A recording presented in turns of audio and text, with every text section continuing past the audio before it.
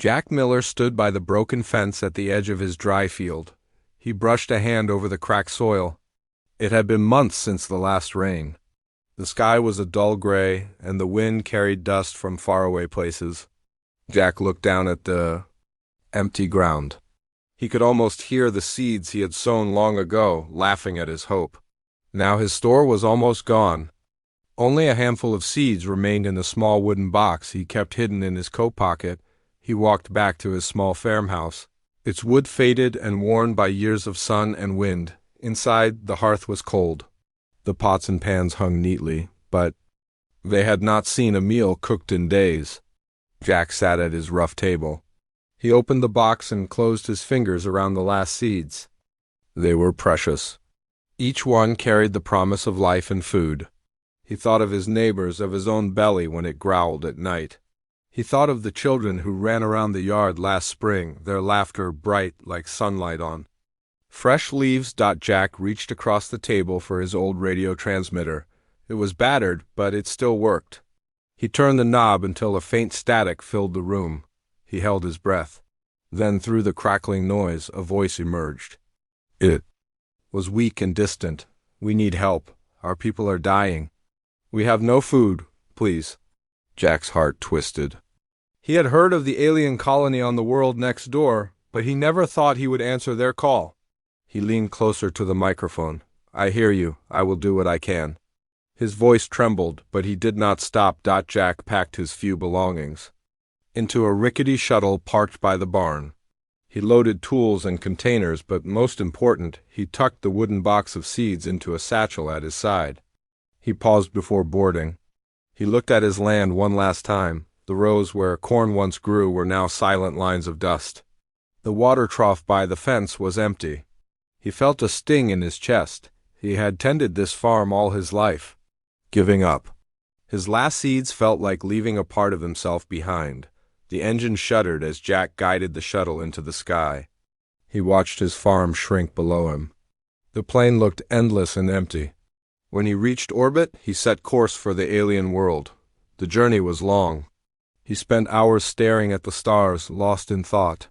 Memories of better seasons drifted through his mind. He remembered the day he first planted seeds with his father, how they had laughed as the soil swallowed each little grain. He wondered if he had the strength to face failure again. Jack's shuttle passed through the colonies. Thin atmosphere. He followed the distress signal to a small settlement clustered around a single tower. As he approached, he saw fields that looked like ashes. The plants were brittle and brown.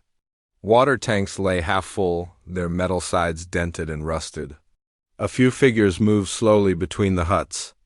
Their skin had a pale green tint, and their eyes were wide with hunger. He landed on a rough platform outside the main gathering hall. Lisa Brown, the mediator he had heard so much about, stepped forward. Her voice shook when she spoke. "Thank you for coming," she said, her words barely louder than a whisper. Jack opened his satchel and knelt. He gently poured the seeds onto the cold metal floor. They caught the light like tiny jewels. Lisa knelt beside him. She picked up one seed and held it to her chest. "These are the seeds of hope," she said. Inside the hall, a council sat in a half circle. Their faces were tired and worn. Jack stood before them, feeling small. He cleared his throat.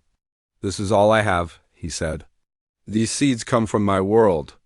They can grow in soil. I will help you plant them, and I will care for the plants until they can feed your people." Some council members whispered among themselves. One older woman shook her head. "We cannot trust them," she said. "What if they bring disease? What if they fail? Our people will starve faster if we waste these seeds." Jack looked at the line of empty bowls and the thin bodies of the colonists gathered behind him. He lifted his head. "I will take that risk. I believe life is worth a chance. Please." His voice was steady. The hall grew quiet. Lisa stood and spoke. "We accept your gift and your promise. We will work together." A murmur of relief and fear moved through the crowd. Jack felt his heart pound. He reached for Lisa's hand and offered her a shake, but she pulled him into a brief embrace instead. In that moment, he felt the weight of his decision wash over him. He had given away his last hope for his own land. As night fell, Jack walked with Lisa to the empty field outside the settlement. He knelt and pressed seeds into the soil. He whispered each time he planted one, telling the earth to hold them safe. Lisa dug beside him, her fingers gentle in the dirt. Above them, 2 moons rose in the dark sky. Jack looked up and pictured his farm under the sun. He closed his eyes and whispered a promise to both worlds. Back at the settlement, hushed voices spoke of Jack's sacrifice. Some called him a hero. Others feared the loss of their only chance at rescue. Jack lay on a simple cot, exhaustion pressing on his bones. He dreamed of green leaves and rain. He dreamed of a harvest that could save a world. When he woke, he would begin the hard work of growing life in a land that knew only hunger. And he would not stop until the seeds had fulfilled their promise. Jack woke before the sun rose. His body ached from kneeling in the hard soil all night. He rubbed his shoulders and walked outside. The cold air stung his skin. He watched Lisa and Claire Hill working by the first seed row. Claire held a small vial of nutrient solution. She poured drops onto the ground. Jack knelt beside her and pressed his hands into the dirt. The little sprouts were no longer pale. They showed tiny green tips above the earth. Jack felt hope. Lisa smiled at him. Her eyes looked clearer than yesterday. She handed him a metal watering cup. Jack rose and walked slowly down the row. He poured water at each sprout, careful not to wash them away. A small wind blew dust across the field. Jack stood in front of the seedlings and shielded them with his arms. As the suns rose higher, more colonists came out. Ryan Davis carried wood stakes. He stuck each stake beside a seed row. He hammered gently. "These will hold shade cloth," he sighed. Claire nodded. She tied fine mesh between the stakes to protect the sprouts from dust storms. Children watched with wide eyes. Jack crouched and explained, "This helps them grow without hurt." A boy named Tommy ran a finger over a green tip. He looked at Jack and whispered, "It is alive." Hours passed. Jack and the team planted more seeds. In a second plot, the soil here was rocky. Jack dug deep with a trowel. His hands grew sore. Lisa brought him boiled root tea in a cup. He drank slowly. The tea warmed his chest. He looked up at the white moons drifting across the sky. He said, "We must work fast. A big storm comes tomorrow." Claire checked her datapad. "Wind will rise. Temperature will drop 70 degrees at night." Jack nodded. "We need more cover." Jack walked to the supply hut. He found old tent cloth and torn tarps. He gathered pieces and called colonists to help. They held cloth edges while Jack and Lisa stapled them to stakes. Soon the new seedlings lay under patchwork shelters. The cloth looked ugly, but it would hold wind and cold. Jack patted the shelter's edge. "This will save them." In the afternoon, Jack met with the colony council again. He entered the hall and saw frowning faces. The older woman from yesterday stood with arms crossed. Jack straightened his back. He said, "The seeds sprout? Look at the field." He pointed to a holodisplay showing photos taken by scouts. The council watched the images. Tiny green points scattered like stars in the dirt. The council leader, a stern man, asked, "How many survived?" Jack answered, 60 of 80 seeds sprouted. That is a 75% rate. Lisa stepped forward. "And they keep growing. We improve the soil mix every day," the council murmured. The older woman spoke again. "Our people need full harvest in 2 months. Can this seed feed us by then?" Jack met her eyes. "If we care for them well, they will mature before 2 months, I promise. But we need every hand to help now." The council fell silent. After the meeting, Jack returned to the field. The suns were low. Colonists carried wood crates filled with compost. Lisa taught them to mix earth with compost and nutrient powder. Jack showed them how to test moisture. Press a handful of soil between the fingers. When few drops of water appear, the soil is just right. He laughed when Claire pointed out that soil felt sticky. Colonists tried it and smiled. Night fell quickly. Jack led a small group to light torches near the field. The fires gave warmth and light. He wore thick gloves and held a torch high. Sparks flew into the dark sky. The children gathered around and told stories of their homeworld. Jack listened, nodding. He realized how much they missed their planet. Suddenly, a loud howl echoed across the plain. Jack froze. Lisa grabbed his arm. "The wild beasts," she said. "They hunt when they smell new life." Jack held the torch forward. The group huddled together. Jack whispered, "Stay calm." "The fire keeps them away," the howls circled. A shape appeared at the edge of the torchlight. It was a creature with long legs and glowing eyes. It crouched low. Jack held the torch higher. The beast snarled. Lisa raised a metal rod. Claire whispered a prayer. Then the beast backed away. It retreated into the dark. All stood silent for a long moment. Tommy whispered, "Will it return?" Jack knelt beside the boy. "Only if we let it. We protect these plants and protect this camp." "We are strong together," Tommy nodded. Jack looked at the shelter above the seedlings. "They survive because we care." The next morning dawned clear after a cold night.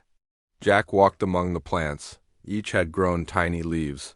He smiled and closed his eyes. He remembered his own farm in spring. He whispered, "Grow strong, little ones." Through the day, colonists took turns watering and guarding the plots. Jack taught them to weed out rocks and dead leaves. Ryan brought tools and repaired broken stakes. Claire measured each plant's height and wrote numbers on markers. Jack felt a warm pride.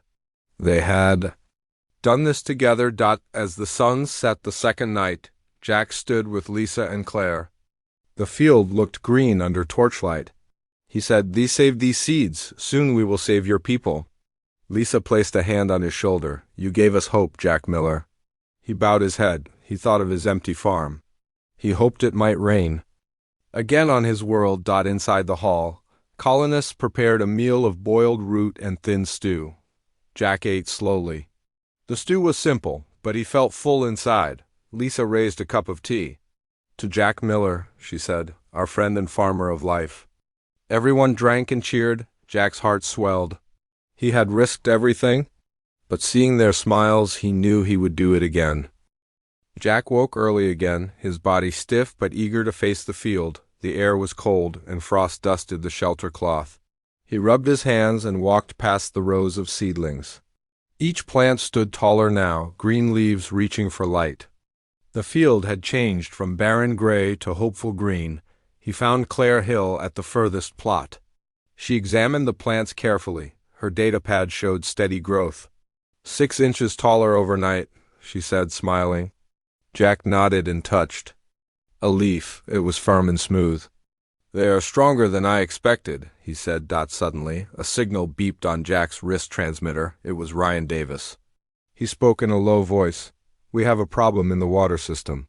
Lisa and Jack hurried to the water tanks behind the settlement.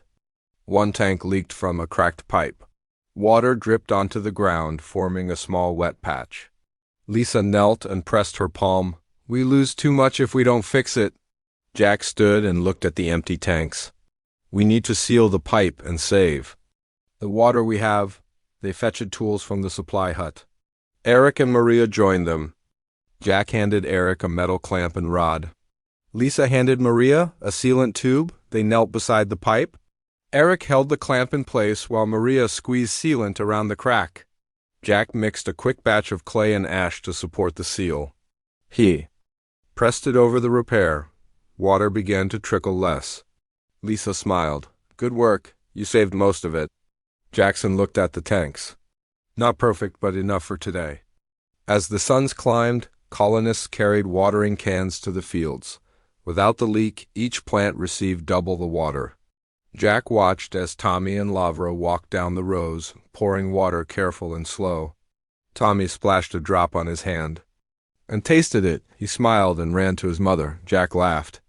Life here felt more like home. Around midday, Jack sat with Lisa under a shade tarp.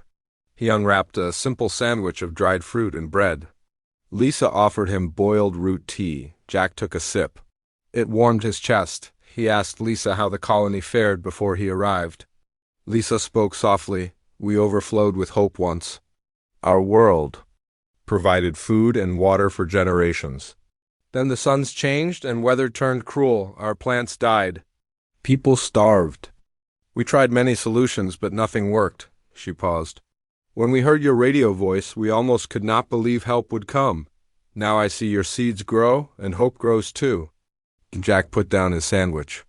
I never thought a small seed could mean so much. Your people remind me of my own neighbors. They helped each other when weather failed. I hope we rebuild something like that here. Lisa smiled and squeezed his hand. We will. You have shown us the way. They sat in silence for a moment, listening to wind rustle through the tarp. Afternoon brought dark clouds.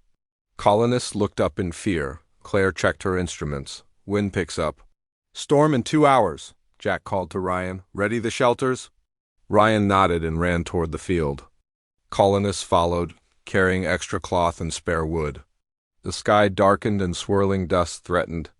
Jack led Lisa, Maria, and Eric to secure all shelters. They tied knots and hammered stakes deeper. Each shelter shook in the rising wind. Suddenly, a blast of sand hit Jack's face. He closed his eyes and shielded his mouth. Lisa shouted over the howl, "Hold on to the cloth!" They braced their feet. The shelters bent but held. Colonists huddled beneath, wrapped in scarves and cloaks. Jack pressed his back against a stake. He felt it bend. He pushed with all his strength. Eric came and held it with him. Lisa and Maria tied extra ropes. The storm raged around them. Inside a shelter, Tommy cried softly. Lavra comforted him. Jack and Lisa looked at each other. Jack pointed to a flapped cloth above Tommy. Shelter offered life and safety. He knelt and spoke softly. To Tommy, I will keep you safe. These plants and you matter to me. Tommy sniffled and nodded. At last, the storm passed. The suns broke through clouds and warmed the earth. A fine layer of dust lay over the field. Jack stood and breathed deeply. He touched the shelter cloth. It held firm. He walked to the seedlings. Each plant survived. Leaves were dusty but intact. Jack smiled with relief. Lisa hugged him. They are alive. You saved them again. Jack looked at the field and whispered, They saved themselves. We only helped. Evening brought calm. Colonists gathered once more in the hall. Claire presented growth data. Each plant grew 2 inches after the storm. The council watched and nodded. The older woman spoke softly. We see the promise of life. We are ready to trust you fully. The council leader stood. Jack Miller, your seeds and your work have given us more than food. They gave us faith. We will support your mission. Jack bowed his head. After the meeting, Jack walked to a small garden near the settlement.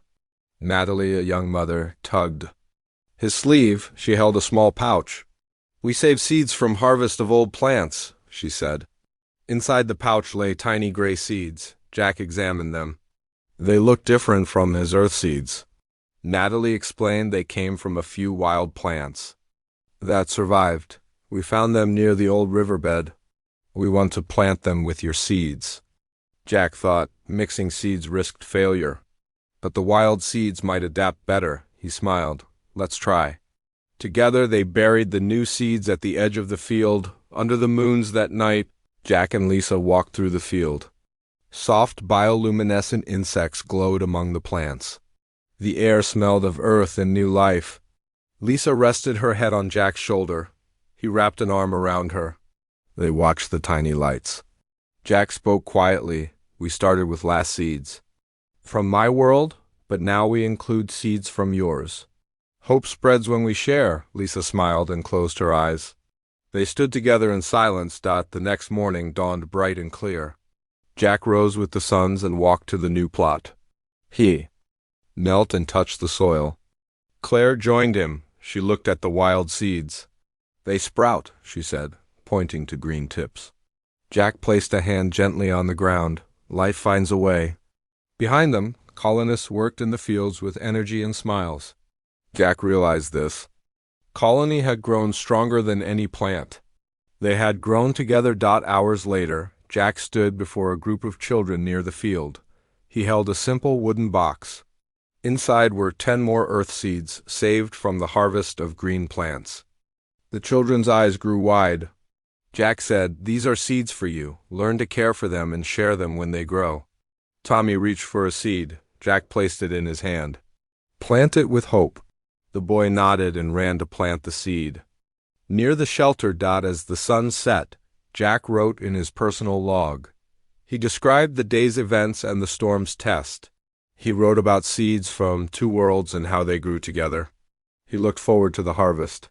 He hoped for food enough to save all. He fell asleep dreaming of green fields under both suns and of a world saved by a farmer's last seeds. Jack woke before dawn again, though his body begged for rest. He rubbed his eyes and rose from the simple cot in the settlement's medical tent. His muscles felt stiff from days of toil. Despite fatigue, he felt a spark of excitement. Today, the seedlings would face their greatest test yet. He stepped outside into cool morning air. Two pale suns hovered low on the horizon. The field lay before him, now a sea of green under patchwork shelters. He saw Lisa Brown and Claire Hill walking. Toward him, Claire carried a small sensor device. She smiled when she saw Jack. "Growth rate holds steady," she said. "Even under shelters they thrive." Jack nodded. "That is good news." As the suns climbed, colonists gathered for the morning briefing. Jack stood on a low platform made of spare wood. His heart thumped. He cleared his throat. "Today we begin. The first transplant," he said. "These seedlings have grown strong in nurseries. Now we move them to open ground." Some colonists gasped. Planting in open soil meant greater risk of dust storms and beasts. Jack held up a hand. "We will prepare. The land, we will guard the plants, and we will succeed." Lisa joined him. "We work as one group. We protect each other and these plants." The colonists nodded and cheered. Jack felt pride and nerves. He turned to Ryan Davis. "Mark the open field for transplanting," he said. Ryan grabbed flags and markers. Clear lines appeared in the dust. Jack and Claire led a small team to gather the seedlings under the shelters. The green plants looked healthy, their leaves full and firm. Jack bent to lift the plants gently. He warned the team, "Hold them by the base, not the leaves." Maria and Eric followed his lead. Each seedling went into a container with wet soil. Jack steadied one for Tommy to carry. The boy's eyes shone with excitement. "I can help, Tommy," said. Jack smiled. "You are part of this." The colony's children volunteered, eager to join the work. By midday, the sun burned hot overhead. Jack led the first group of seedlings to the marked open field. Lisa and Claire had prepared the soil with compost and water. The ground felt soft under Jack's boots. He knelt and dug a hole just deep enough. He placed the seedling inside and patted soil around it. A drop of water soaked into the earth. Jack whispered, "Grow well." Around him, colonists worked in silence. Each transplant felt sacred. The wind blew faint dust, but Jack held up a cloth shield to protect the fragile leaves. He watched as Claire walked down the row, placing sensor stakes near each plant. She measured soil moisture and recorded numbers. Jack felt sure they would adjust care as needed. As he stood, he heard a rumble. He looked up. Dark clouds gathered on the horizon, farther than yesterday's storm. He turned to Lisa. "A wind front moves in fast," he said. "We need extra shields," Lisa called to the team. Colonists ran to bring cloth from the supply hut. They tore old tarps into strips. Jack and Eric drove stakes behind each plant. Lisa tied cloth strips above seedlings like little sails. The field looked strange, covered in moving cloth ribbons, but each would break the wind. Below the cloth shields, the seedlings waited. Jack walked the row and pressed soil around each stem. He knelt beside a young plant and murmured encouragement.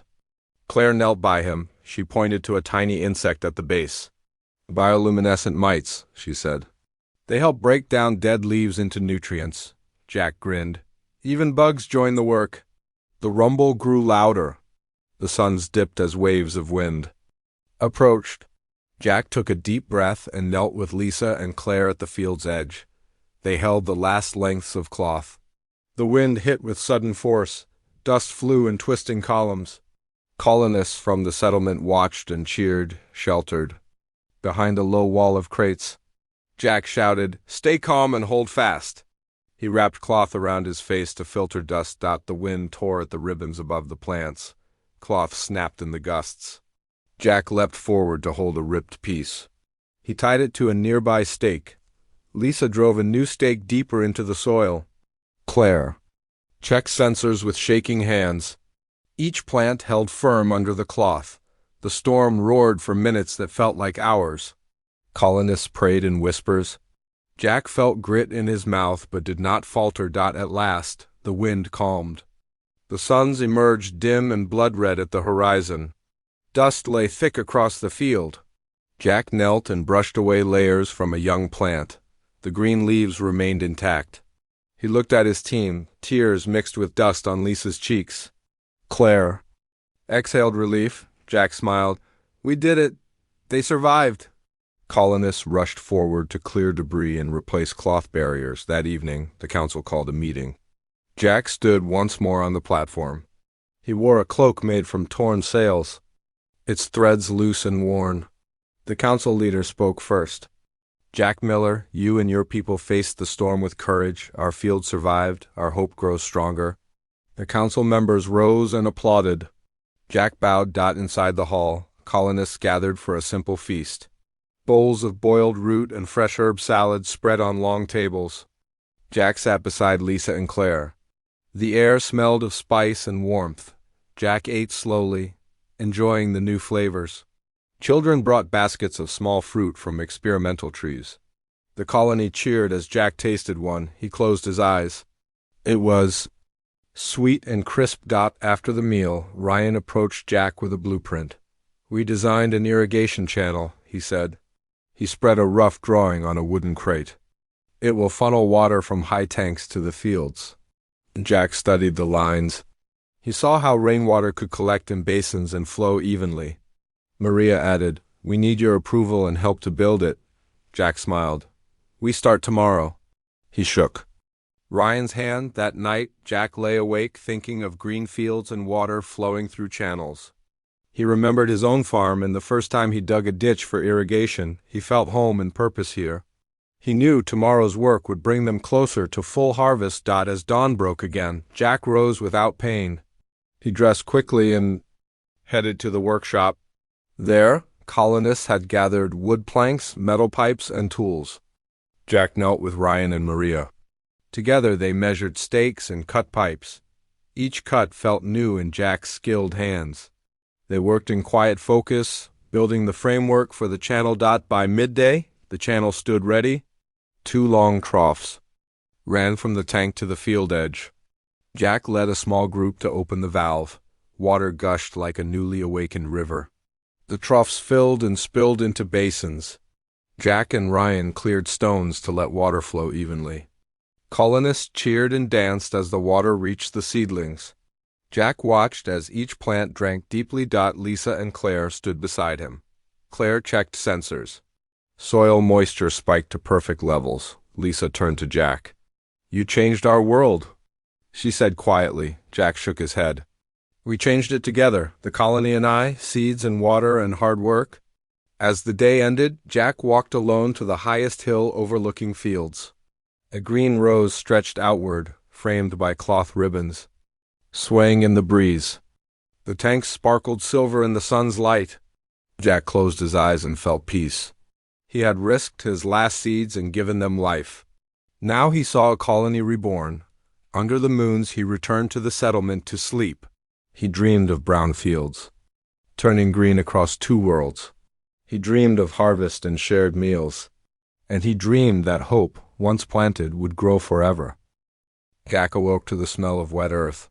Overnight rain had come, a rare gift on this dry world. He climbed from his cot and rushed to the field. Droplets glistened on green leaves. Jack knelt and let water drip from his fingertips. The plants looked stronger than ever. Lisa Brown stood by a large puddle, watching the water fill shallow trenches. She smiled as Jack approached. "The rain filled the new channel," she said. "No need to open valves today," Jack nodded.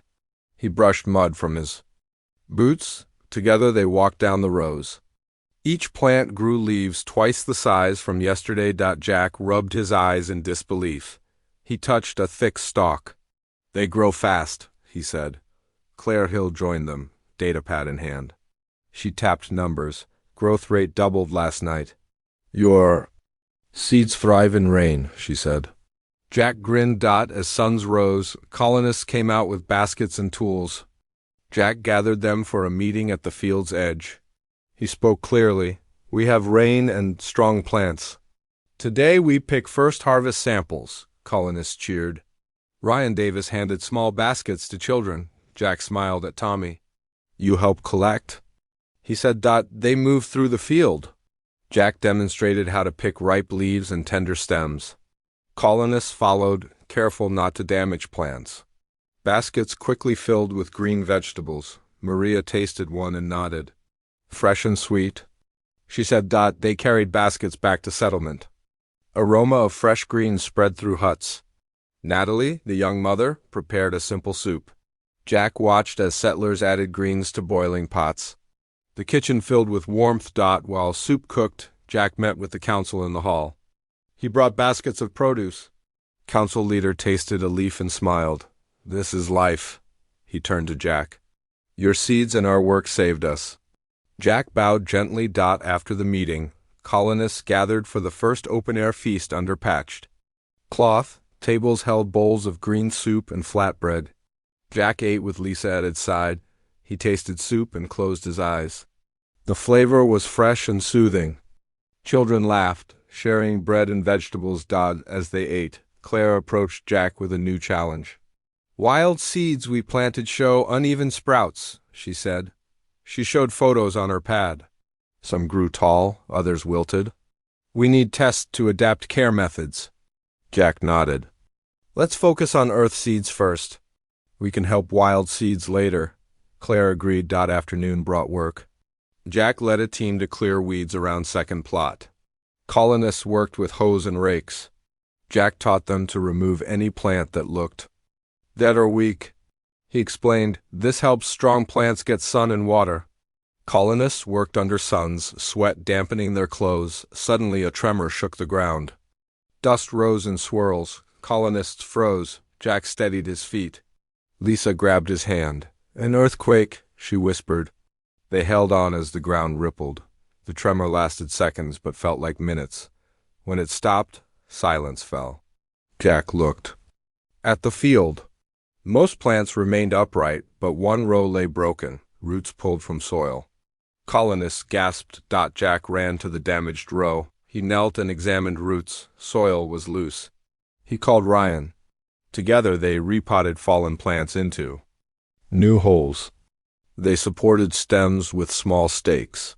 Lisa poured water at the base. Jack whispered encouragement. Get up. Grow again. Little leaves held firm.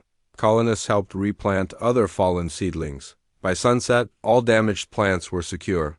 Jack stood, dust on his clothes. He looked at the field under 2 moons. Wounded but healing.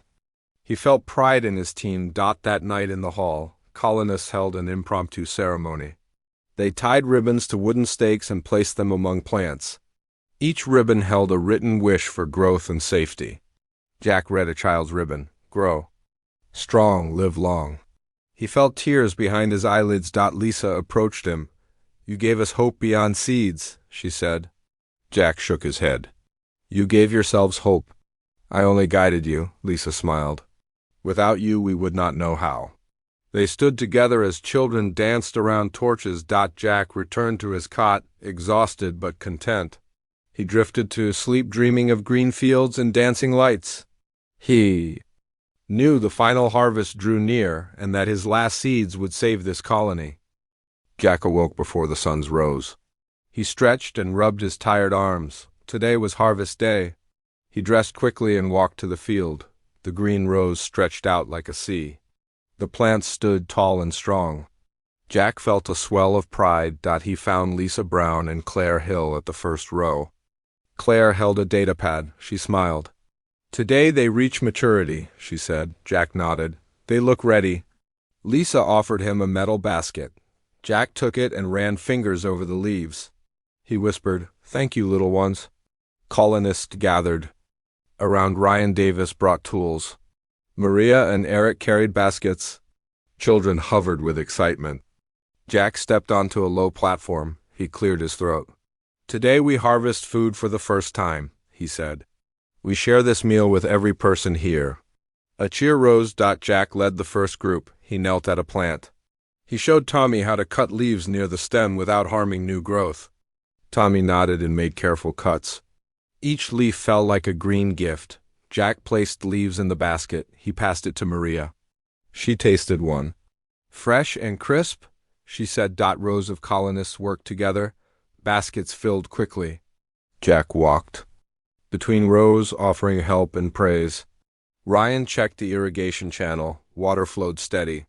The field looked alive under patchwork shelters. Midday suns glowed hot. Colonists carried full baskets to the settlement.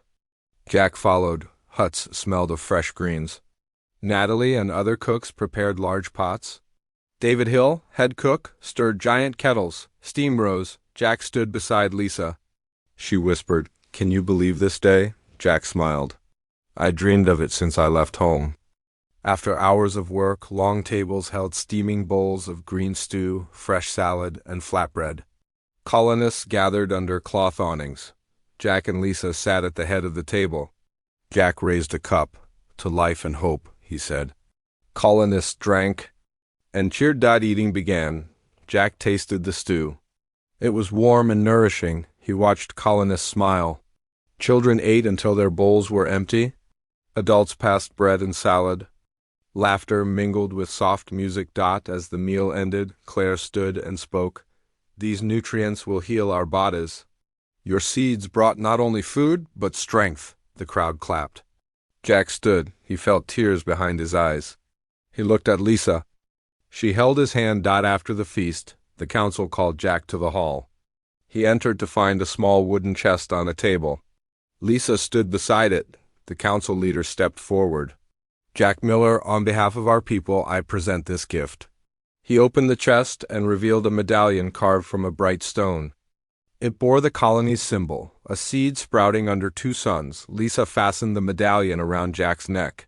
She said, "You are our friend and guardian? Wear this as a sign of our gratitude." Jack bowed his head. He felt warmth in his chest. That night, Jack walked alone to the edge of the settlement.